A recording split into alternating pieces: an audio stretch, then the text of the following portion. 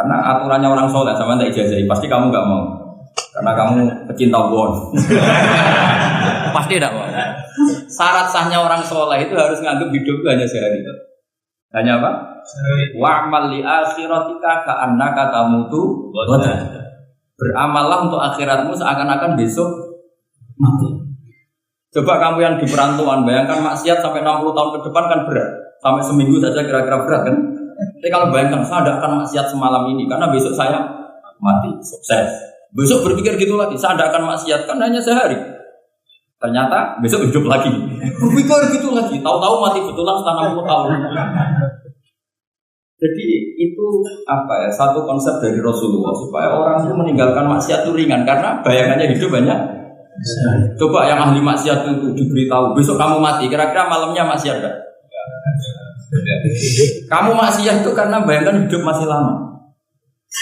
Makanya kata Quran, wahai orang-orang yang beriman, alam yakni lilladzina amanu antakhsha qulubuhum li dzikrillah wa ma nazala minal haq. Orang-orang iman itu sudah saatnya khusyuk. Kamu jangan seperti orang-orang dulu.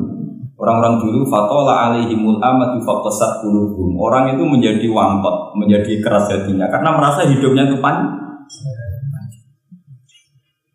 Ini penting, ini konsep-konsep yang ada di hadis sahih. Jadi tidak perlu kamu soal ini sahih apa enggak, tak pastikan sahih.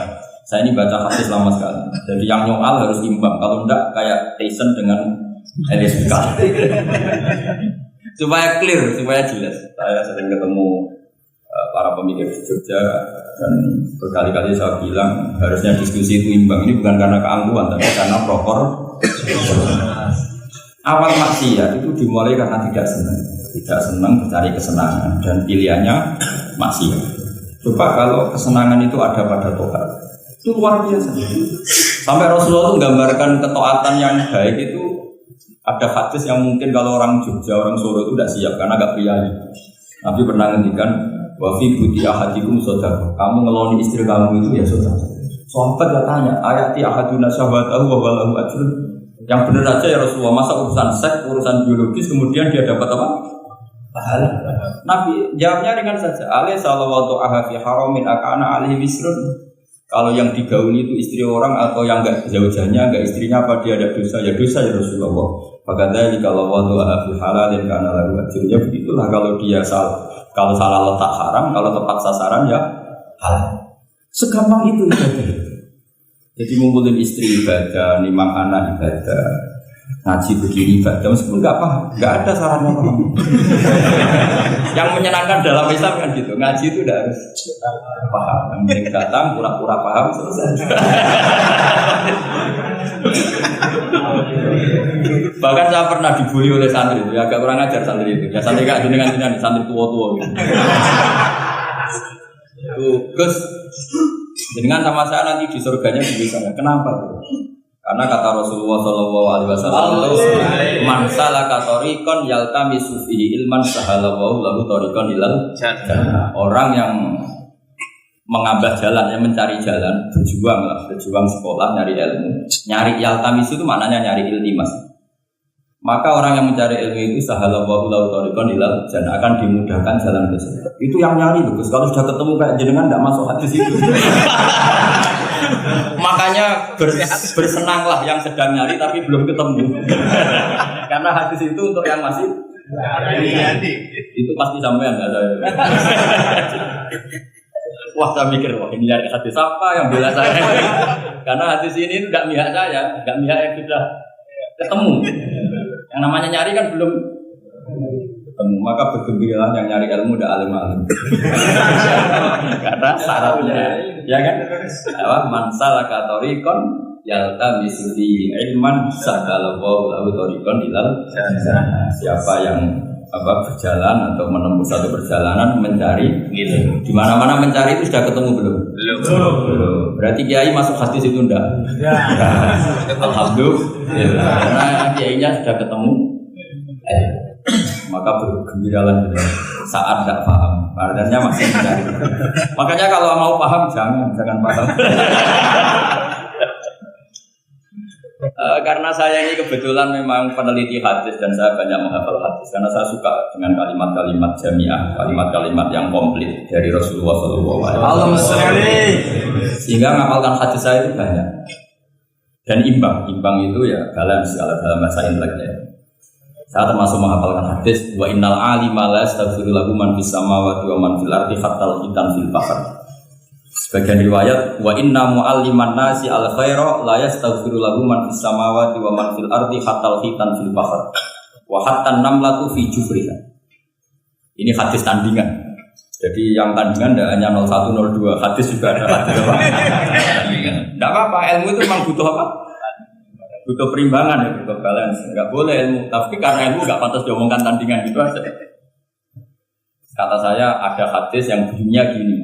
Wa innal alima, orang alim itu akan dimintakan ampun oleh penduduk langit. Jadi semua malaikat Jibril dan Mikail, semoga termasuk Israel, itu memintakan maaf untuk orang alim, tidak yang belum alim. Itu kamu tidak masuk ke situ. Keren mana? Wah sama kerennya Gus. Saya masuk surga, yang jenengan nanti juga masuk. Ya sudah, agak usah geger ketemu di sana. Jadi ini penting. Nah sekarang problem Islam sekarang adalah yang garis keras pakai hadis-hadis garis keras untuk mengadili yang garis lunak pakai hadis-hadis yang garis lunak untuk mengadili hadis kelompok-kelompok garis keras itu tidak fair. Nggak fairnya adalah Islam itu kafah itu artinya konsepnya itu komplit, tidak boleh separuh. Saya punya sedikit ini yang agak serius, tapi tidak usah masukkan hati. Nanti kalian protes nggak bagus Israel. Begini, Abu Bakar As-Siddiq itu terkenal layyinal janib, mutawaddi, layyinal janib, sahlal akhlak, namanya layyinal janib. Orang yang sopan sekali, santun sekali, sopan, terus simpatik, sangat simpatik. Namanya Abu Bakar As-Siddiq. Tapi ketika beliau sudah iman. Beliau iman itu kalau nggak salah ya kira-kira Saniyah Snen atau ya Salisa Robiah beberapa. Karena kalau dalam sejarah awaluman amanah itu sebetulnya Khadijah. Awaluman amanah mutlaqan itu sebetulnya Khadijah. Awaluman amanah mutlaqan bisa saja Sayyidina Ali dan awaluman amanah mutlaqan bisa saja Abu Bakar Siddiq. Saya sedikit cerita ya supaya tidak gaduh dalam sejarah. Ketika Rasulullah umur 25 itu ketika beliau umur 20 itu Khadijah itu karena punya paman penginjil namanya Waraqah bin Naufal itu sudah tahu kalau Nabi akhir zaman ya Muhammad itu sehingga dia memerintahkan gulamnya namanya Maisarah itu nama cowok, nama lelaki. Ini perlu dicatat. Nanti kalau kamu tahu Maisarah menemani Nabi dalam perjalanan, terus kamu tiruan dari Maisarah yang Maisarah itu nama lelaki ya. Lihat, Maisarah itu nama lelaki. Orang Arab memang lucu, biasa nama lelaki pakai tak muannas kalau dalam ini Mas Roisin bahasa gontornya itu. Kalau bahasa Arab biasa Maisarah lelaki, Tolha lelaki, Hamzah lelaki. Jadi biasa kalau dalam bahasa Jawa kan enggak soleh dan solehah, muslimin dan muslimat, pokoknya kalau data itu mana? Nah, bahasa itu agak enggak harus, tapi tahunya baru gitu sudah bagus loh. Bisa naik kelas. Akhirnya Maisarah itu disuruh Khadijah khusus untuk meneliti Muhammad. Dulu masih jangkar karena belum Rasulullah. Setelah diteliti di perjalanan ke Syam mengikuti dagang. Semua keajaiban dan alamat nubuwah itu ada semua, termasuk tudilul ghamamah tudilul sahai. Setiap perjalanan yang terik itu matahari pas apa? Ghamamah itu apa? Mendung mengalami Nabi. Saya termasuk orang yang ditakdir pernah di pohon tua yang dulu jadi alamat nubuwah. Di Jericho itu ada pohon tertua di dunia. Pas saat di situ malah ada film dokumenter Kristen tersebut. Karena pohon itu semua nabi pernah duduk di situ. Termasuk Nabi Isa dan Nabi Muhammad SAW. Dan itu para pendeta tahu reaksi pohon. Jadi kalau sampai yang duduk pohonnya agak reaksi biasanya. Tapi kalau Nabi yang duduk itu akan direaksi. Misalnya Nabi duduk di barat, kemudian matahari teriknya dari barat, pohon itu akan pindah ke barat, ya, geser. Sehingga Rohibul Khairah itu tahu ini calon Nabi sesuai definisi atau kriteria. Singkat cerita, Setelah Maisarah lapor sekian alamat Nabi itu diceritakan Khadijah, terus Nabi ketika umur 25 dia memantapkan diri untuk nikah sama orang yang bernama Muhammad. Tapi Khadijah itu mulai agak kecewa. Kok nggak jadi Nabi? Biasa-biasa saja, tetap dagang saja. Nabi tetap dagang. Hanya tentu tetap punya sifat amanat, kredibilitas dijaga, semuanya terjaga. Tapi nggak ada alamat Nabi yang ekstrim lah yang. Jika Khadijah mulai mamang ini kapan jadi Nabi? Gini-gini aja ya. Nah, pas umur 40 itu Nabi ngalami yatahannas itu yata'abbad al-layali yadawatil adat. Kalau dalam Sahih Muslim disebutkan fakana yatahannasu fil ghar wa huwa at-ta'abbud al-layali yadawatil. Yang dikatakan tahannus adalah menyembah Allah di gua, menyepi, kemudian beberapa hari. Terus di hadis itu juga diterangkan wa yatazawwadu lidzalik. Perlu dicatat dulu tirakannya Nabi itu ya bawa bekal. Bukan terus kelaparan 3 hari nanti fata morgana yang gitu. Ini perlu dicatat. Kadang banyak orang tirakat gak makan 40 hari, gak makan 3 hari itu malah bahaya. Karena yang dikatakan nur atau apa ternyata fata morgana karena lama ada makan. Jadi perlu dicatat di hadis itu jelas ada kalimat wa yatazawwadu lidzalik. Ya Nabi ya normal bawa bukan, jadi tidak lapar-lapar amat. Tapi tidak satu nampan kayak makan di atas tadi enggak ya. Kalau itu makannya orang kelaparan itu. Ya tapi bagus lah, saling bermanja sama kiai makannya banyak. Apa ngetes kiainya kalau banyak ada kiai. Motifnya apa dah? Motifnya ada tahu. Tapi khususkan wajib. Panitia tenang saja. Kiai itu wajib. Ya sudah. Singkat cerita, ketemu malaikat Jibril. Kata malaikat Jibril, "Iqra ya Muhammad, kamu harus baca ini ya Muhammad." Nabi jawab, "Ma'a Nabi Qori, saya tidak bisa baca." Sampai 3 kali Nabi bilang tidak bisa baca. Makanya syaratnya Nabi itu memang umi itu tidak tahu. Kenapa harus tidak tahu? Karena dia original. Gak boleh Nabi punya pemikiran tandingan atau versi. Nabi itu harus faragh, harus kosong. Karena akan diisi hanya oleh nurun nubuwah, nurul risalah. Makanya orang-orang pintar itu gak boleh jadi Nabi, bahaya. Nanti perintah Tuhan akan dianalisis. Makanya berat. Orang intelektual jadi wali itu berat. Jamin berat. Karena semua perintah Allah akan dianalisis.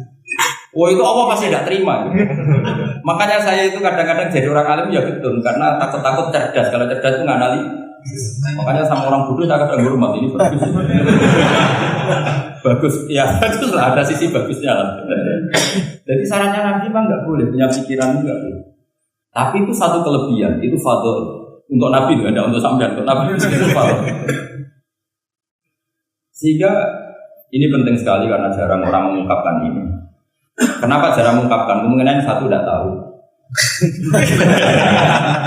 Dua, karena kadang kiai itu ya manusia, Ustaz juga manusia. Kadang-kadang dengan tanda kutip itu ya pecundang. Dia ngomong yang dicintai pasar, itu yang saya sesalkan betul. Tidak ngomong yang dibutuhkan dalam khazanah Islam. Itu sangat kecewa betul. Dan semoga mereka itu tobat. Enggak boleh seperti itu. Coba kita ini Islam mulai kecil, punya kiai mulai kecil. Kadang-kadang tidak pinter-pinter. Karena ayatnya itu terus sama. Kubu sebelah misalnya dalil ayat ini, yang ini terus gitu aja. Kalau orang sunat diceritain Nabi Ibrahim sunat 80 tahun itu pakai palu, pakai apa itu kodum itu apa? Langganan. Kalau ada orang mati ya mesti kullu nafsin. Kalau ada orang nikah mesti faman rohibaan sunnati. Jadi umat ilmunya tidak tambah, itu sudah siapa saja yang nikah ya itu aja, yang mati ya itu aja kullu nafsin. Karena ya pasarnya seperti itu. Gue sekali-kali ada orang mati itu bilang, ayo pesta. Karena orang dolim ini mati. Mengurangi beban apa? Syukurilah kematian orang fasik ini. Itu nggak disangoni namanya. Tidak ada disangoni, dibenci keluarganya. Ya enggak? Ya daripada gitu yang umum saja kalau nafsin. Kematian adalah mau itu kafa bil mauti wa itu. Cukup mati sebagai nasib. Ya ikut pasaran saja. Karena itu yang menghasilkan pasar. Tapi resikonya itu ilmu itu tidak tambah apa? Tidak tambah. Ini kritikan saya. Semoga ini membantu supaya ustadz-ustadz itu kalau ngaji itu mikir yang dibutuhkan umat, jangan permintaan pasar. Itu tidak bagus. Saya datang ke sini juga bukan karena undangan. Saya bilang saya tanpa diundang pun datang ke Korea karena saya ingin sujud di bumi ateis. Supaya nanti keren. Ya. Keren betul, sama itu keren betul. Sujud di bumi. Wah, itu pol keren ya, bebas. Kalau sujud di Mekah, Medina, di Indonesia itu kan wajar. Ini sujud di bumi. Jadi kalau kamu ditanya, saksinya siapa kalau kamu sholat di Gonjong? Jadi kota apa ini? Yang seru ya apa? Yang lain yang big. Gonjong. Sama lagi.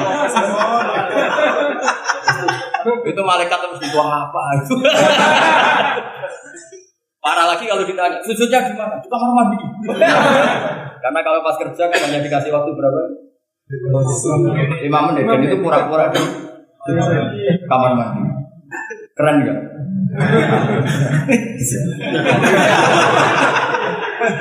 Jadi padahal bumi itu akan bersaksi yang dipakai tempat sujud.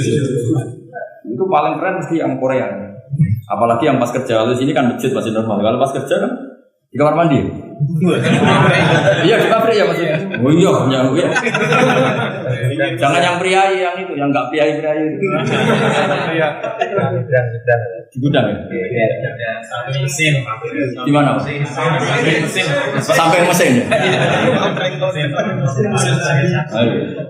Mesin sebagai saksi.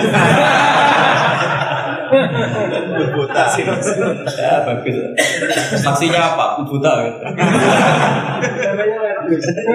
Yang jelas jangan kerja di pabrik salib. Saksinya apa? Kerjanya bikin apa? Pas waktu sholat. Saksinya apa? Itu. Bisa berhadapan-hadapan itu saksi namanya bisa begini. Begini ini intermezzo saja tapi betul. Jadi kemudian Khadijah kembali ke Khadijah tadi. Rasulullah itu nggak bisa baca. Walhasil akhirnya ditakdir bisa. Saya mengatakan bukan karena belajar, ditakdir bisa. Karena syaratnya Nabi itu harus ummi. Ummi itu keibu-ibuan. Tapi Nabi itu uniknya begini. Justru beliau ngira itu malakul maut. Jadi pulang itu ya fufuatu.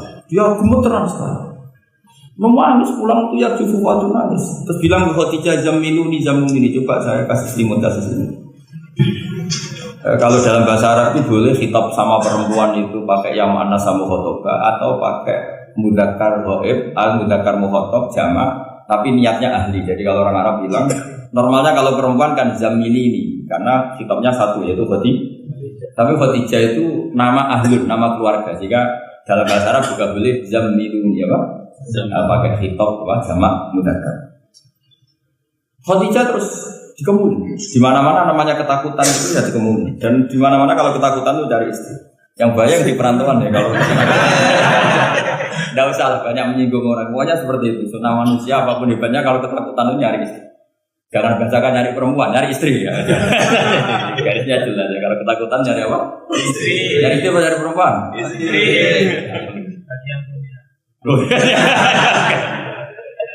Bos. Akhirnya dikemulin sama Khadijah. Ada apa? Oh saat tadi ketemu malakul mauti gini-gini. Khadijah tuh senangnya bukan main. Ini yang satu, hampir saja saya putus asa. Aku gak jadi nabi.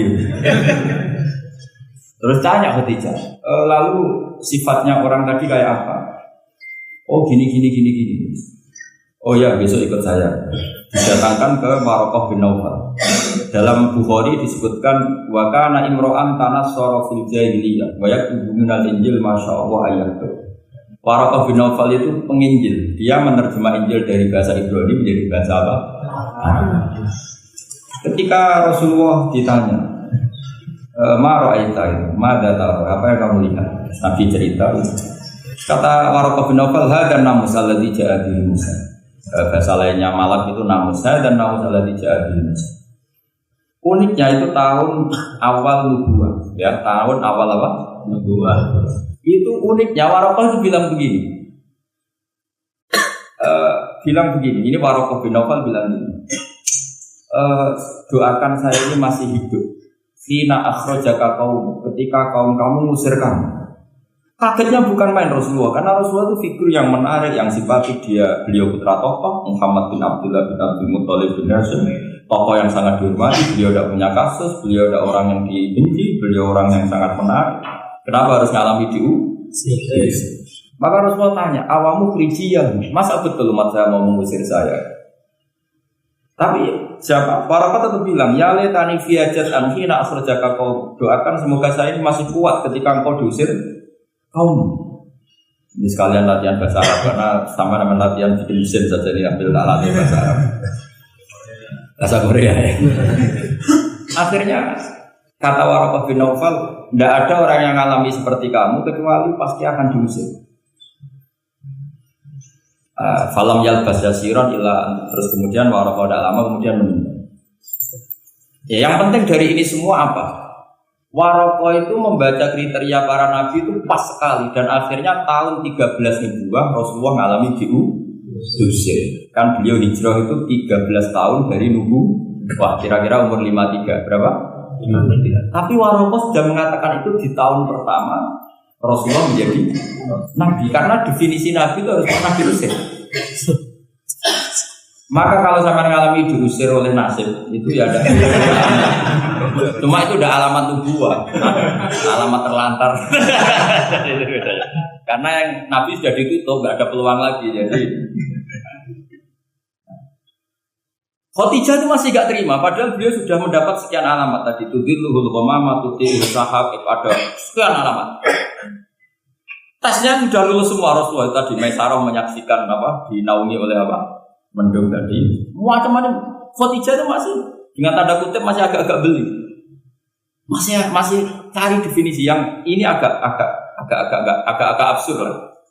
Kata Khadijah, ya Muhammad, ya Rasulullah, kalau kamu kedatangan teman kamu itu, kalau bilang Sofi buka, nanti cerita ke saya. Ya, Nabi itu lugu, nggak ngerti kalau itu diktas. Ya, suatu saat Jibril datang ke Rasulullah. Ini malah, ini Jibril, ini teman saya datang. Ya, Nabi kadang istilahkan Jibril itu temannya. Ini teman saya datang. Oh ya.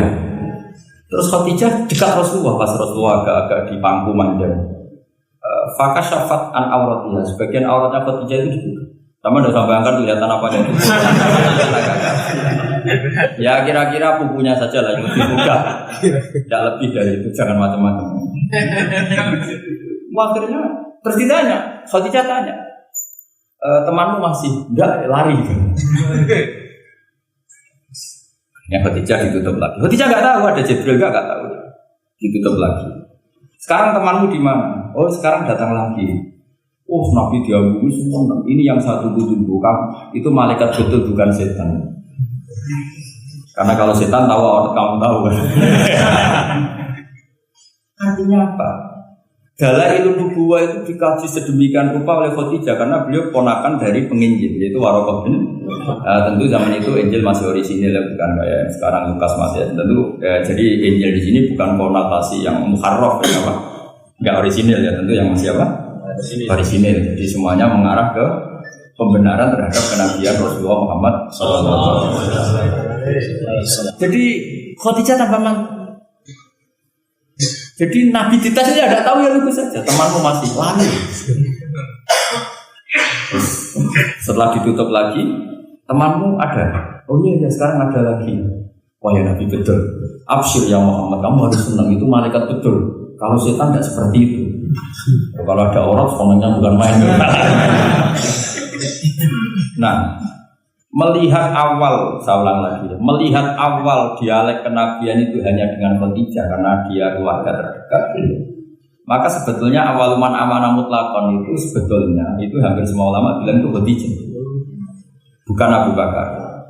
Tapi melihat peran Abu Bakar yang begitu sentral dalam mengawal Islam, orang bilang Abu Bakar.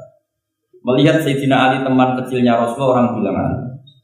Sehingga berjanji itu, kitab berjanji itu Maulid itu kan sebenarnya kitab sejarah normal biasa, kitab akademik sebetulnya, bukan kitab mantra, kitab akademik. Beliau kalau ngendikan itu awwalu man amana minar rijal Abu Bakar, wa minan nisa Khadijah, wa minas sibyan Ali, wa minal mawali Zaid. supaya semua kelompok terwakili. Semua kelompok terwakili. Karena kalau yang pro Abu Bakar dibilang awal mana Khadijah itu merengut. Bener aja kayaknya Abu Bakar. Yang pro Khadijah kalau dibilang Abu Bakar juga merengut. Yang pro Ali juga demikian. Akhirnya di tengah-tengah awaluman amana minar rijali Abu Bakrin wa minan nisa Khadijah wa minas sibyan Ali wa minal mawali Zaid Faisal.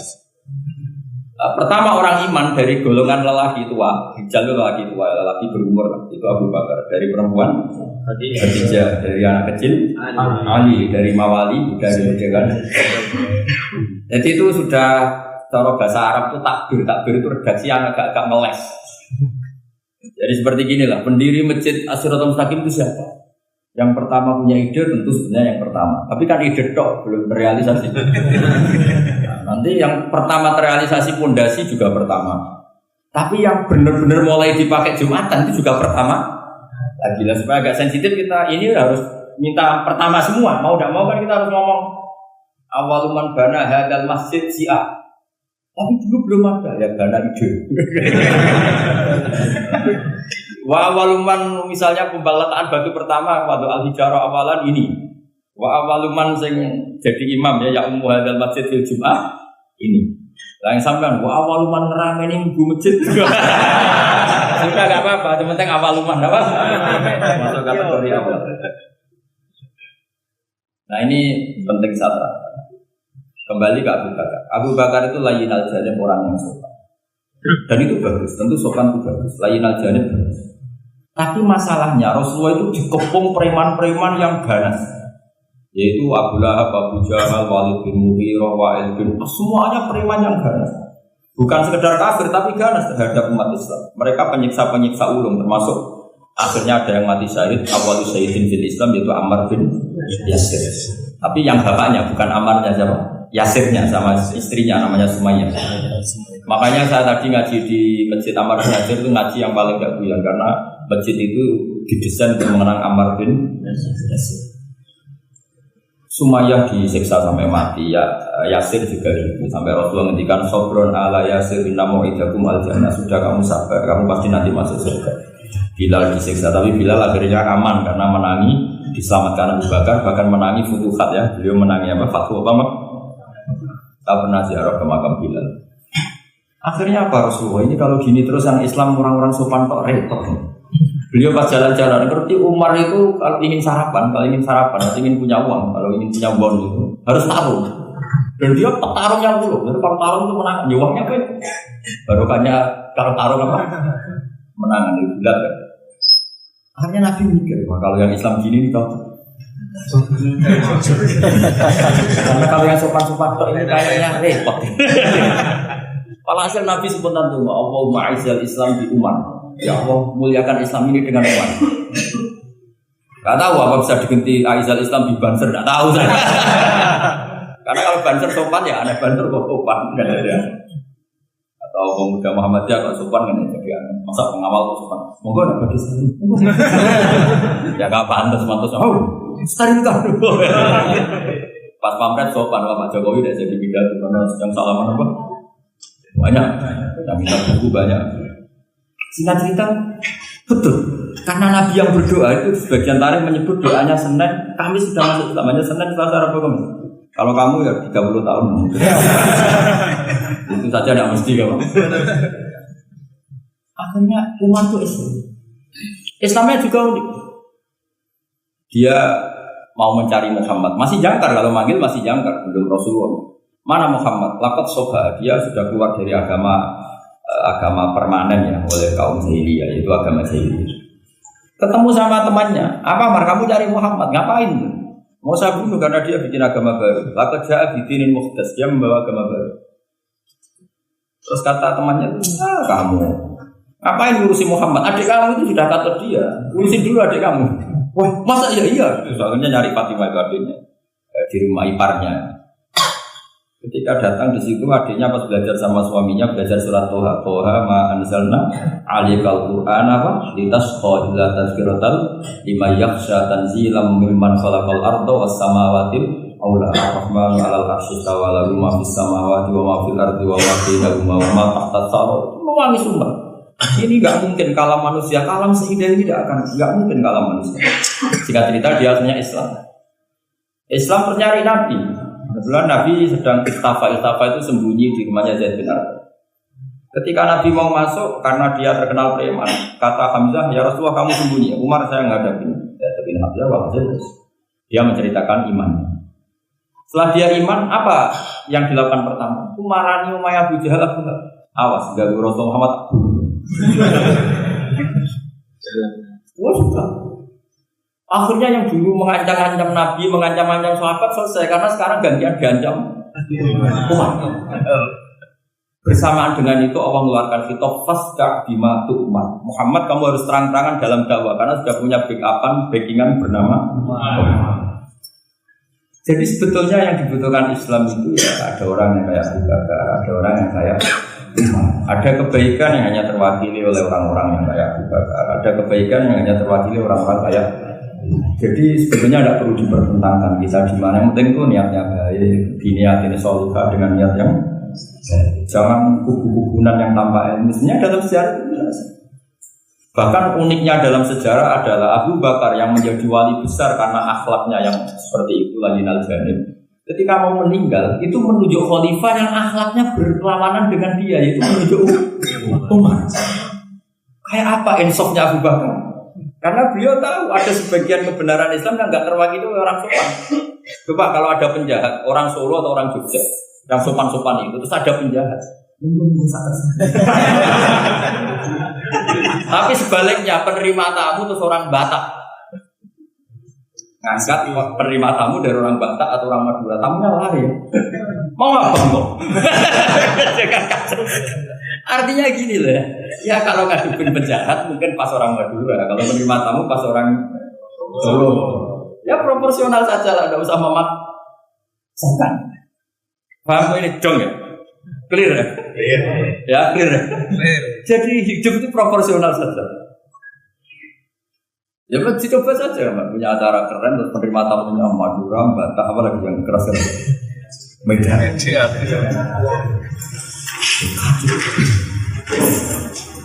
Nah, sama. Makanya kalau guyonannya itu rumah kebakaran, yang punya rumah itu orang Jogja kan, ngapunten badhe matur, wonten napa ngapunten sangat. Wonten iki daleme jenengan kebakaran. Padahal nusu anak jenengan sing lebet. Artinya ada momen yang sopan itu tidak boleh, apa? Yang sopan itu kalau ada kebakaran, yang punya rumah baru minum, enak-enak mau bebas. Itu kalau mau kebakaran harus gitu, mau tidak mau harus tidak sopan kan gitu. Jadi sopan ada maudenya, nggak sopan ya ada maudenya. Sehingga dalam kitab Hayatus Sahabah yang dikarang oleh Syekh Yusuf Al-Kandahlar, yang paling saya kenang adalah beliau menceritakan makalahnya Umar radhiyallahu anhu. Beliau mengenang Umar ditanya, "Laqad kunta faddun qalidul qalbi." Kamu itu pemimpin tapi keras sekali. Kata Umar, "Saya ini berusaha layyinal janib." Fawwah, laqad khasyitu fillah, wa laqad khasyitu fil ghillah. Kamu tidak tahu perasaan saya. Saya ini kalau sedang halus ya istighfar sama Allah. Kalau saya sedang tegas juga istighfar sama Allah. Kamu tidak tahu perasaan saya. Itu banyak mufassiru hadal maqalah yang menafsirkan gini. Dalam makalah yang lemah lembut itu juga ada dosanya. Dalam tegas juga ada dosanya karena manusia tidak pernah sempurna. Saya beri contoh begini, ini analogi yang paling gampang, yang siapapun kalau insaf pasti paham, bukan mungkin paham tapi pasti paham. Misalnya kamu punya keponakan yang sering pacaran, itu kerja lanangan kalau itu, pokoknya sering maksiat. Kemudian ada Pak D yang zildo, yang golid, yang keras. Pasti ponakannya nggak pernah ke situ, paling dimarahin.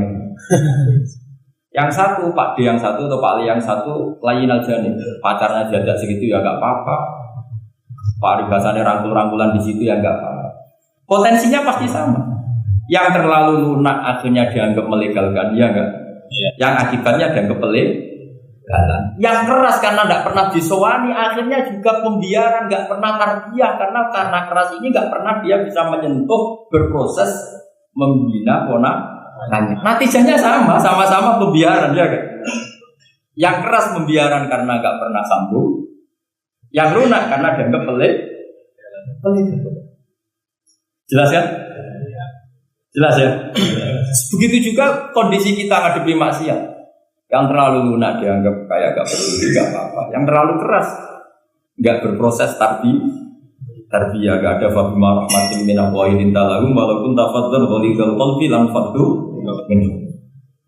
Maka lewat pertemuan ini saya ingin ya Islam itu dibawa secara mudah, secara logis, gak usah berlebihan. Ya sudah kita ikuti ulama-ulama dulu dengan referensi-referensi itu. Jadi ini penting sekali karena ayat tentang tegas ya ada, ayat tentang lunak ya ada, semuanya harus proper. Bahkan saya kemarin isi di Jawa Timur itu yang hadir mungkin 10.000. Itu kiainya itu punya pondok unggulan. Saya bilang meskipun beliau punya pondok unggulan, saya sudah pamit. Nanti saya ngerti pondok unggulan mohon diterima ya bersiap. Terus saya bilang begini, pondok unggulan itu ya baik, tapi ya masa orang ngaji misalnya gini. Misalnya saya bikin pondok unggulan, siswa yang saya terima itu udah hafal Quran di Pulau Jus, yang bayar 10 juta. Lalu orang miskin itu mau pondok di mana kalau aturannya seperti itu bayar 10 juta? Lalu yang goblok-goblok mau ngaji, gimana? Harus hafal 10. Makanya aneh, pabrik-pabrik menerima yang sudah pengalaman kerja. Sudah pengalaman kerja ya tidak lamar, sudah punya pekerjaan. Gimana orang nyari kerja yang belum mana saja. Nah, saya kemarin ngaji di UI juga bilang gitu, kampus-kampus itu baik karena bikin standar ini SAG, ini MA, ini dokter bagus. Tapi andaikan semuanya belajar Islam lewat kampus, masa ingin belajar Islam harus kuliah dulu, lalu bangga kalau belajar Islam gimana? Ini barokahnya kiai-kiai yang nggak punya gelar di musola, kadang santrinya datang, kadang nggak jelas lah. Tapi bagus, siapa saja bisa belajar kapan?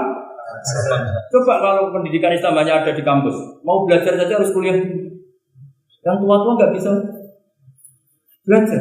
Coba kalau semua lembaga pendidikan itu kayak pondok-pondok besar yang pakai persyaratan, mau ngaji daftar dulu, silakan ke sekretariat. Sudah diselesaikan administrasi. Maka bergembira kiai musola yang tidak bersertifikasi. Konsultan Islam sing on time setiap saat. Dia itu barokah. Apalagi santri-santri yang goblok itu barokahnya luar biasa. Betul. Saya tuh punya sekian santri yang dulu teman saya, kelihatannya goblok, tapi manfaatnya luar biasa. Cuma dia kagum sama saya karena saya korban jadi konsultannya dia. Dia tuh di pedalaman Kalimantan, di tengah hutan. Ya kalau dulu mungkin oleh pemerintah disebut ilegal logging dulu. Ya dia nggak nyuri, karena perasaannya orang sana ya milik wilayah, dia ikut orang sana. Terus singkat cerita, orangnya hanya kadang 20. Tanya, dulu nggak ada HP, Gus saya ini hanya 20 orang di tengah hutan, Jumatan enggak? Maka saya bilang menurut fikih Syafi'i tidak wajib karena hanya 20 dan 40. Tapi kalau ini duhur ya nggak apa-apa. Enggak, kalau diajak duhur nggak mau, Jumat-Jumat kok duhuran. Masyarakatnya ya lucu. Oh ya nggak apa-apa Jumatan, tak carikan madhab. Saya kan kebetulan ya mengkaji al-madhabul arba'. Singkat cerita begini, natijahnya apa? Kadang kita yang pinter, yang LC, yang doktor, itu dakwah kemudian Nyun Sewu dengan tanda kutip mendapat honor. Sementara yang goblok, kadang itu karena nggak ada tanah wakafnya, tanahnya diwakafkan, punya uang diberi. Intinya itu kadang yang goblok menjadi pendiri masjid, kadang yang pinter mendapat bisyarah dari uang kas masjid. Artinya introspeksi saja, meskipun itu halal, saya ulangi meskipun itu halal, tapi kita introspeksi. Ini pentingnya selalu kita berdoa Rabbana dzalamna anfusana. Lo pernah saya disuani orang juara MTQ terus mendapat umroh, dia bangganya bukan main. Saya ini kiai sering ada yang saya bilang gini, kamu umroh saya senang, bagaimanapun ini prestasi karena barokahnya Quran. Tapi kamu juga harus hormat sama kiai musola. Itu mulang Quran puluhan tahun tidak pernah dapat hadiah. Coba hafal Quran kemudian lanyak dan dapat hadiah umroh itu kan cara bahasa agamanya manfaatuhu maksuro. Manfaat umroh itu kan hanya untuk dia. Tapi kiai yang mulang di musola-musola ngajar 10 tahun berapa ratus orang yang bisa baca Quran karena dia tidak ada yang ngasih hadiah umroh. Kira-kira fadhoilnya, keutamaannya indallah utama mana Pak? Ini minterkan orang banyak tanpa hadiah. Ini pinter dadakan lewat lomba lagi dapat umroh. Tentu kita tidak mengharamkan itu, kita respect masalah. Tapi kalau mau luhur salah lawan Pak. Karena kalau mau luhur nanti menafikan keistimewaan orang-orang yang istiqomah mengajar. Jadi kita fair saja. Ini juga penting untuk Syiah. Ya, supaya anak-anak semangat ngapalkan. Tapi jangan lupa yang sedang ngajar-ngajar yang nggak jelas tadi. Yang muridnya kadang 3, kadang 2, tak tanya, Pak ya yang ngaji berapa? 10, Gus. Datang 2, ya biasa gini, Gus. Kadang 2, kadang 1. Ya seperti di sini di perantauan, jamaahnya pasti tidak istiqomah, tak jamin. Jadi tidak usah saya tanyakan, itu sudah pasti. Jadi jamaah itu nomor 2, nunggu pas nganggur hiburan dan juga. Jadi saya mohon beragama itu diniatin saja. Ijazah bapak saya ke saya itu yang berulang kan sementing hak gue qalbin salim. Makanya kata Allah zaman itu illa man atallaha bi qalbin salim. Yang selamat di hari mahsyar itu hanya satu orang yang sowan Allah bi qalbin dengan hati yang selamat. Hati yang selamat itu melihat tubuh lain ya dengan insya ya melihat yang kunut ya biasa, tidak kunut biasa itu masalah khilafiyah biasa. Dulu itu Imam Abu Hanifah tidak pernah kunut. Jadi tidak kunut itu bukan mazhab Muhammadiyah, mazhabnya Abu Hanifah. Muhammadiyah tidak mujaddid, juga tidak mujtahid. Yang kunut juga bukan mazhab Hasyim, mazhabnya Imam Syafi'i. Dulu ya biasa. Imam Syafi'i itu kalau Jumatan di Masjid Abu Hanifah ya enggak kunut. Ketika ditanya 5 dalam takbir, waqad qulta bi sunniyati. Kenapa kamu tidak kunut padahal kamu berpendapat kunut itu sunnah? Jawabnya Imam Syafi'i adaban ma'ahadal imam. Saya sungkan sama imam. Padahal Imam Abu Hanifah waktu itu sudah wafat, hanya makamnya. Dulu itu biasa sekali karena apa ya? Karena mereka pandangannya luas. Apa pandangannya? Ada seorang ulama ditanya, kalau ada orang kawin yang nyuwun sewu hamil di luar nikah, kemudian akhirnya nikah, bagus enggak? Saya ulang lagi, enggak usah aku tertawa, awas kalau tertawa.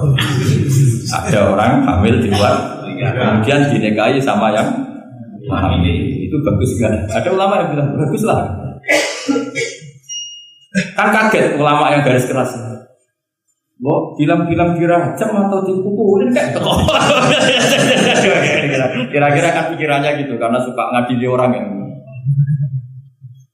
Ini ada di kitab Mizan Kubra. Kalau nggak percaya lihat di kitab Ikhtilaful A'immah. Karena cara berpikir sederhana. Terus dia punya riwayat dari Rasulullah SAW yang ngomentari seperti itu jawabannya begini. Qad kharaja min sifahin ila nikahin. Saya ulang lagi. Qad kharaja min sifahin ila nikahin. Berarti dua orang itu telah keluar dari tradisi kumpul kebo menjadi tradisi nikah. Misalnya malam ini dia masih kumpul kebo, terus paginya nikah. Malamnya lagi kan sudah sah. Artinya apa? Dia keluar dari tradisi sifat sekarang ke tradisi nikah. Artinya melihatnya masa depan saja, tidak usah lihat masa belakang. Jadi ulama ya ringan saja. Ya ada ulama yang tetap marah. Susah apa sih langsung kawin disik-disik ngapain baru setelah itu kawin? Ya bagus supaya jadi apa? Ya supaya jadi pelajaran. Ya monggo saja yang tetap keras supaya apa tanfir kalau dalam bahasa Arab tanfir, tasna atau takbir apa memperburukan yang memang tapi yang ini juga bagus sudah kadung ya sudah sekarang dia mau tobat ya komentari saja qad kharaja min sifatin ila. Ini penting saya utarakan jadi nanti mungkin saya ada 1-2 pertanyaan 2 saja saya capek ini karena yang belas pertanyaan jangan keluar pertanyaan jangan keluar. Terus yang ringan-ringan saja karena agama ini dibangun dengan keringanan dari yuridu wa bikumul yusra wala yuridu bikumul usra. Dan kalau pertanyaannya ekstrim itu nanti rusak. Kata Rasulullah innama ahlakal ladzina min qablikum kasratu masailihim. Dulu orang rusak itu karena banyak tanya. Karena nanti kalau Allah ditanya itu mesti tersinggung. Karena apa ya? Orang tanya itu tadi mengkritisi perintah. Sampai tahu kenapa malaikat dimarahin Allah? Gara-gara apa? Tanya. Ya tak ceritani sedikit. Allah kan memaklumatkan ke alam langit. Inni ja'ilun fil ardi khalifah. Saya putuskan bahwa manusia ini jadi khalifah fil ardi. Malaikat langsung tanya apa? Qalu ataj'alu fiha may yufsidu fiha wa yasfiku. Yang benar saja ya Allah, tolong dievaluasi. Manusia itu kan potensinya rusak. Yufsidu itu fi'il mudhari', berarti mustaqbal. Cara terjemahan bebasnya manusia itu berpotensi merusak. Wa yasfiku dima dan berpotensi mengalirkan. Betul hanya tanya, tapi artinya kan gini, ya Allah, kali ini kayaknya tidak pas keputusan kau. Tolonglah Deva. Makanya Allah marah, qala inni a'lamu ma la ta'lamun. Kuwi roh apa? Meneng. Karena tanya ini. Makanya syaratnya Nabi itu harus ummi. Gak boleh intelektual jadi Nabi. Bahaya itu. Misalnya intelektual jadi Nabi, kok ketemu malaikat di gua Hira, kenapa di sini, kenapa tidak di mall saja? Jadi repot. Karena semua disoal secara intelek. Karena saya syukur sama Anda jadi Nabi dan tidak akan jadi Nabi. Naral inteleknya itu. Jadi ini penting saya utarakan karena sekarang itu agama mau dicerdasin, ngajinya agak gelem tapi mau kritis. Itu bahaya betul. Makanya nama ahlak alladzina min qablikum kasratu masa ini karena banyak pertanyaan. Ini bahaya betul. Masa Allah dievaluasi. Allah? Makanya saya termasuk gak senang ketika ada sholat gini peregangan apa pernapasan terus kalau sujud apa saya tidak senang. Saya senang saya gini, nanti sholat lama-lama fungsinya kayak senam yoga. Gini saja, semua yang diperintahkan Allah pasti ada hikmahnya, saya yakin ada hikmah. Tapi tidak usah hikmah ini jadi tujuan. Kalau nanti jadi tujuan, terus orang bilang gini, itu sholat terus sakit, yang nggak sholat sehat, habis kamu. Ya kan? Tapi kalau ada orang tahu hikmahnya gini untuk apa, narik nafas atau apa yang gini, ya monggo lah uni-unimu, ya nggak monggo lah seperti itu. Tapi kalau jadi tujuan, jadi ya sudah yang benar sholat itu apa? Sholat itu bukti ketundukan sama Allah Subhanahu wa Ta'ala. Wasjud waqtarib, kalau berani sujud berarti insya Allah dekat sama Allah. Karena itu bentuk tawadhu, bentuk tadzallul, bentuk ubudiyah. Fadkhuli fi ibadi wadkhuli. Lalu terus dianalisis ini fungsinya gini, repot. Lah nanti kalau ada senam yoga tandingannya lebih efektif.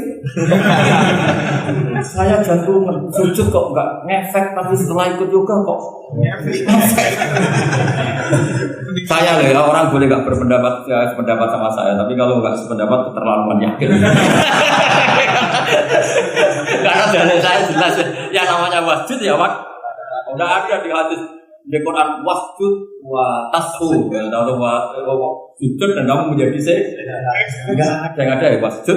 Saya kira demikian. Assalamualaikum warahmatullahi wabarakatuh. Apa langsung selesai aja? Ya, ya. Masalah keimanan. Tanya Bang lo. Kalau tanya boleh ya gimana? Masalah keimanan tentang qada dan qadar. Oh, iya. Kalau qada dan qadar itu kita sudah ditentukan oleh Allah, kenapa masih dimintai bertanggung jawaban nanti di akhirat? Oh iya. Betul. Ya seperti mukadimah saya tadi ya. Jadi ngaji itu harus kafah. Kafah itu artinya komplit. Jadi Nabi dalam banyak hal yang momennya tepat ya menganalisis dengan qada-qadar, tapi dalam banyak hal juga melarang orang membicarakan qada-qadar. Jadi misalnya gini, kamu kadung ditakdir pernah punya dosa dan kamu ingin tobat, maka dosa yang masa lalu anggap saja qada-qadar. Terus keinginan tobat itu anggap aturan syariat. Jangan lalu setelah qada-qadar kamu tidak berkeinginan tobat. Ini penting saya utarakan karena Nabi itu menghentikan pasti dua kali. Saya jamin di setiap konteks sosial Nabi pasti menghentikan dua kali. Dua kali itu dua solusi. Nabi pernah menghentikan idza dzikra qadar fa'amsi wa idza dzikra ashabi fa'amsi. Jika umat itu telah menjustifikasi qada dan qadar fa'amsi, kamu jangan ikut-ikut. Karena nanti akan yang zina enggak apa-apa, saya sudah qada-qadar, yang maling ya enggak apa-apa karena sudah qada. Wah bahaya, bisa hancur syariat. Tapi ada banyak hal yang Nabi mengisnadkan itu ke qada. Kayak cerita Nabi Musa dan Nabi Adam. Ada kan di hadis Sahih itu jelas. Ini dengerin, ini betul di hadis Sahih. Nabi Musa itu santri Israelnya, memang beliau orang apa? Pertama, semua Nabi kan pasti ngalami diangkat ke alam roh. Nabi loh ya, ada sampean Nabi. Sama tidak usah ambisi begitu, Nabi. Ketika beliau diangkat di alam roh itu ketemu Nabi Adam. Padahal Nabi Adam kan Abul Basar, tokoh utama ada. Nama ketemu langsung ngomong, Adam, kamu betul yang namanya Adam? Ya saya Adam. Antal ladzi akhrajtan nasa minal jannati wa asqaitahum. Siapa hadisnya? Antal ladzi akhrajtan nasa minal jannati wa asqaitahum. Gara-gara kamu orang enggak hidup di surga. Jadi kalau sampai marah gara-gara kamu, saya harus cari uang sampai Korea. Coba kalau kita masih di surga enggak perlu kerja di mana? Karena semuanya tersediakan, enggak punya istri jelek, semuanya cantik karena bidadari. Gara-gara jenengan kita harus keluar di bumi dan keluar dari surga. Nabi Adam itu karena orang sepuh ya, beliau santai saja. Anta Musa, kamu betul Musa? Ya, saya Musa. Anta kalimu, ya saya kalimu. Anta Sofio, ya saya. Nabi Adam masih muji-muji. Ini pentingnya orang bijak. Jadi kalau sama nanti ngelawan saya tetap bijak insya Allah. Tapi sampai bisa neraka, ngelawan dia itu dosa. Dosa sekali, bukan dosa biasa, sangat dosa. Nabi Musa, Nabi Adam masih anta Sofio, anta kalimu. Bukankah kamu melihat di Taurat bahwa saya akan dosa dan akan dosa saya sudah ditulis 40 tahun sebelum saya dosa? Iya ya Musa. Iya ya Nabi Adam, ya betul. Berarti kamu mengkritik saya atalu munani fi amrin qad qadahu. Kamu mengkritik saya, menyalahkan saya dengan sesuatu yang sudah digodok-godok oleh Allah sebelum saya lakukan. Jadi sudah ditulis sama Allah 40 tahun sebelum saya salah, sudah ditulis skenario-nya. Nanti Adam akan salah terus keluar dari surga. Memang dari awal Allah skenario seperti itu. Ibarat istri kamu sudah tahu ini kalau miskin setia, kalau sudah kaya nanti pola, itu sudah tahu. Tapi anehnya istri kamu ketika nyata pola kok tidak siap, padahal sebetulnya sudah tahu, dia kan. Makanya saya kalau ngaji di mana-mana bilang kelirunya orang Indonesia itu satu, kalau ilmunya terbukti itu tersiksa, itu kelirunya orang ini. Semua cowok tahu enggak? Semua lelaki tahu enggak? Kalau enggak pernah nafkahi diomelin, tahu enggak? Tahu. Tapi ketika itu nyata enggak siap. Harusnya ketika nyata diomelin, alhamdulillah ilmu saya benar. Tapi istri kamu juga gitu. Biasanya wong lanang nek duwe akeh pola. Terus denger sampean mulai cinta orang lain, harusnya kan alhamdulillah ilmu saya benar kan. Artinya gini, manusia saja bisa memprediksi. Kan nggak mungkin kita nyifati Allah nggak tahu Nabi Adam salah sebelum nyata-nyata salah. Tentu itu tidak mungkin. Nah maknanya kodok-kodar kira-kira gitu. Allah itu tahu apa yang akan terjadi. Tapi tetap saja ini nggak boleh dipakai justifikasi untuk maksiat. Makanya jelas aturan Quran saya mohon kamu nggak boleh salah. Ini nanti saya baca. Saya hafal tapi ini biar tamu ayatnya. Itu ayatnya kan ma asoba min musibatin fil ardi wala fi anfusikum illa fi kitabim min qabli an nabraha inna dzalika 'ala Allahi yasir. Likai la ta'saw 'ala ma fatakum wa la tafrahu bima. Jadi apa yang mengenai kamu di bumi maupun ada pada diri kamu, anggap saja itu yakini saja sebagai pondok supaya kamu tidak putus asa apa yang sudah terlewatkan dan tidak bangga dengan apa yang kamu udah. Misalnya saya ini kan termasuk kiai keren. Misalnya itu saya tidak pernah bangga. Karena memang ditulis kalau suatu saat Gus itu keren. Jadi bangganya di mana? Kan sesuai skena. Jadi untuk menghilangkan ujub bangga itu dengan cara iman sama qadar. Terus likailah tak sawala wafatakum, kamu tidak perlu putus asa dengan apa yang sudah kelewat. Misalnya masa lalu kamu ya tadi diusir istri semua macam-macam lah, utangnya banyak, sudah bangkit saja. Jadi mungkin ada yang mencarikan, coba ini carikan. Mungkin di surat Hajj itu apa yang tadi dicari ayatnya. Pokoknya ayatnya tadi apa? Ma asoba min musibatin fil ardi wala fi anfusikum illa fi kitabim min qabli an nabraha inna dzalika 'ala Allahi yasir. Likaila taksau 'ala ma fatakum wala tafrahu bima. Jadi kodok-kodok ditulis supaya kamu tidak putus asa menyesali apa yang sudah lewat dan bangga umur terhadap apa yang kamu dapat. Jadi misalnya Pak Jokowi jadi presiden untuk menghilangkan ujub ya, memang sudah ditulis kalau akan jadi ya biasa saja sesuai skenario. Nah, ya sama seperti sampai suatu saat tua, tunggu coplok, terus dedek kepleset tiga. Soalnya harus sama saja. Zaman kamu muda juga sudah tahu kalau nanti akan seperti itu. Jadi kalau itu terjadi ya sudah, memang akan seperti itu. Jadi ringan saja. Jadi ini pentingnya ngaji. Jadi sesuatu itu mudah sekali kalau dianalisis dengan ya cukup ya. Satu lagi aja dengan. Kalau nggak salah itu surat Hajj. Biar kita akan suratnya. Diumumkan siapa? Surat apa? Hadid 22. Hadid 22 ya. Hadid 22. Berdiri aja nggak apa-apa. Oh enggak. Oh ya nggak apa-apa gimana? Assalamualaikum warahmatullahi wabarakatuh. Waalaikumsalam. Saya sebuah kehormatan bisa ketemu sama Kiai dari sini. Ya. Sebenarnya saya baru kenal Kiai itu 3 minggu yang lalu lewat YouTube. Ya. Ada yang kirim di FB saya, walaupun dengan komentar yang agak mirip lah. Iya, iya. Kalau nggak salah waktu itu Pak Kiai membahas masalah perang Handar, Iya. yang mengatakan bahwa Nabi itu waktu itu santai saja, tidak tahu apa-apa, tapi Iya. ada Salman dia pun menyampaikan ini. Iya. Terus komentarnya netizen tapi pertanyaan saya itu bukan itu Pak. Iya, iya, iya, gimana? Pertanyaan saya itu saya tertarik kenapa cara pasang sepoknya itu ada rambut di. Iya, iya.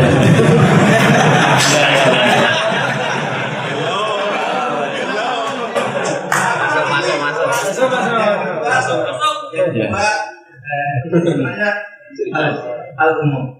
Saya bukan ahli apa Al-Quran, tapi ada ayat yang mengatakan bahwa sampaikanlah Dari aku meskipun satu ayat itu enggak. walaupun itu cuma satu ayat. Dari aku balihu ani walau ayat. Yang itu menurut saya menjadi dengan dunia medsos saat ini, orang yang betul-betul mungkin bukan cuma sekedar satu ayat, cuma satu kata, itu di broadcast yang mungkin memacu perdebatan. Makanya ini begini, namanya siapa? Sulaiman. Begini aja, ini saya jawab. Tapi ini ringan, sama relax saja santai. Jadi memang tradisi ulama sama masyarakat itu beda. Jadi kalau Nabi dikatakan tidak tahu dalam konteks tertentu itu malah madh. Madh itu memuji. Karena tadi syaratnya Nabi harus ummi. Ummi itu kan keibu-ibuan. Jadi kalau Nabi tahu itu nanti seakan-akan dia itu dikawal oleh ilmunya. Padahal Nabi itu dikawal oleh nubuwah. Ini bedanya Nabi sama Anda. Jadi Nabi di Quran itu biasa ada kata makun tatadri mal kitabu walal iman. Terjemahnya kan kamu tidak tahu. Kanjeng Nabi biasa didhawuhi Allah makun tatadri mal kitabu walal iman. Kamu itu tidak tahu apa itu kitab. Tapi itu sifat madh. Sifat apa? Madh. Madh itu memuji. Kenapa itu jadi pujian?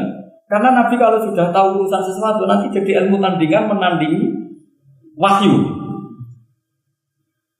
Lah mungkin netizen nyuwun saya bukannya ngeritik, bukannya apa. Mungkin nggak paham tradisi ulama itu. Jadi kalau ulama bilang Nabi itu tidak tahu itu bukan sifat dzat, tapi sifat madh memuji. Di Quran banyak kalimat makun tatadri mal kitab walal. Makanya Nabi ketika disuruh baca Iqra ya Muhammad, jawabnya gimana? Saya tidak bisa baca, tapi bukan sifat buruk, justru bagus. Kalau Nabi bisa baca, ilmunya nanti dikira beliau belajar dari buku-buku, dan itu dia jadi Nabi. Wah itu memang bacanya banyak. Clear ya ini ya, supaya nggak salah paham. Jadi dikatakan tidak tahu kalau Nabi itu bagus, madh. Nggak bisa baca juga madh, sifat pujian. Kalau kamu tidak bisa baca, buruk sekali. Itu jelas. Ya kan, tahu semua kan ketika Nabi disuruh baca bilang apa? Saya tidak bisa baca, tapi itu bagus. Karena semuanya biar karena soal gaya kaji saya ini Islam khas ya khas. Nah, yang ini yang penting, yang pertanyaan sampai terakhir balihu ani walau aja. Memang ini semenjak dunia medsos memang dengan tanda kutip agak kecelakaan, mengutip kutipan tokoh atau apa hanya sepotong-potong itu bahaya. Bahayanya begini, itu bukan hanya karena yang ngendikan tokoh. Meskipun Quran kalau wakafnya salah itu ya bahaya. Coba misalnya begini, ada orang wakaf di depan orang yang paham bahasa Arab. Inna Allaha la yastahi, terus wakaf, terjemahnya gimana? Allah tidak punya rasa malu.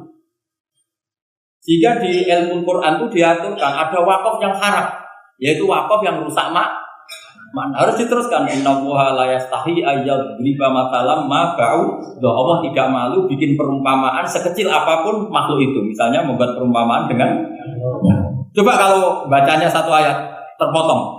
Inna Allaha la yastahi, Allah tidak malu. Bayangkan didengar orang yang paham bahasa Arab. Jadi problem kita adalah kadang untuk ya gitu. Jadi apa ya tadi belum mendengarin kompletnya ngaji. Jadi kalau ada ulama bilang Nabi tidak tahu itu sebenarnya madh itu ngelem karena memang begitu. Makanya Allah bilang makun tatadri Mal kita walal iman. Muhammad kamu tidak tahu apa yang maknanya kitab, maknanya iman.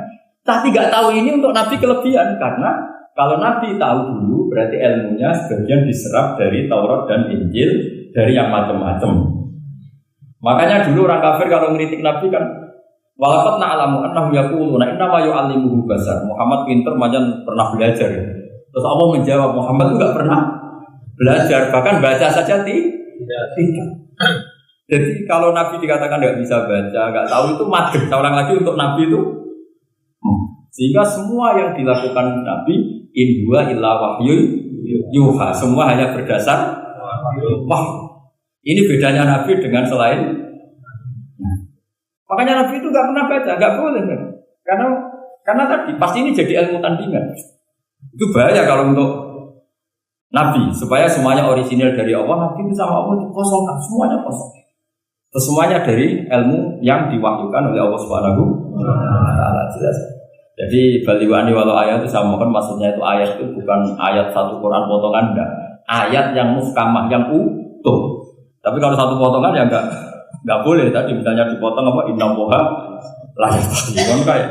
Makanya di bab ilmu tajwid kan diterangkan wa ba'da tajwidi kalil hurufi la budda min ma'rifatil hurufi. Setelah kamu tahu tajwid ikhfa idhar idgham, kamu harus mengenal ilmu waqaf. Karena sekali salah waqaf itu ya gitu masalahnya ya. Assalamualaikum warahmatullahi wabarakatuh.